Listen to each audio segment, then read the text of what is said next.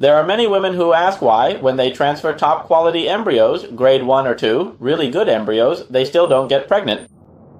Then there are others who transfer weak, grade 3 embryos, thinking there's no way they'll implant, but in the end they do.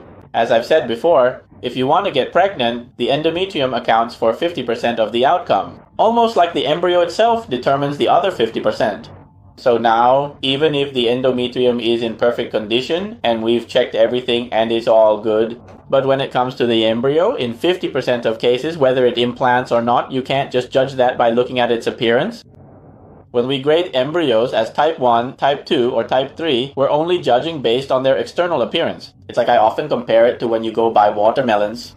You see, a grade 1 watermelon is big, large, and shiny, whereas a grade 3 watermelon is smaller and more misshapen. When you eat them, a grade 1 watermelon isn't tastier than a grade 3. Sometimes the grade 1 looks big, but when cut open, it's bland and tasteless. Meanwhile, the grade 3 one, when cut open, is delicious and sweet. So what does that mean? The point is, even if an embryo looks beautiful, it doesn't necessarily mean that when we test its chromosomes, everything will be normal.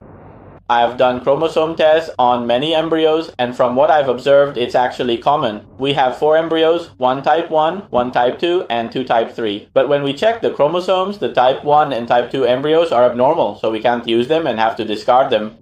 Meanwhile, the 2 type 3 embryos are actually chromosomally normal and can be used. They can implant. See what I mean? So the grading is really just a relative assessment. It's like when we judge something as good just because it looks nice, but that's not always the case. If we want to really check, we have to examine the chromosomes. If you want to do that, you have to request embryo biopsy. First of all, it costs money. Secondly, embryo biopsy will to some extent weaken the embryo, making it less robust and potentially affecting its quality. That's why we only check the embryos in cases where it's truly necessary. For example, in cases where repeated embryo transfers fail, or there are recurrent miscarriages, or repeated stillbirths, or when the woman is of advanced maternal age. Only in such cases do we check the embryos.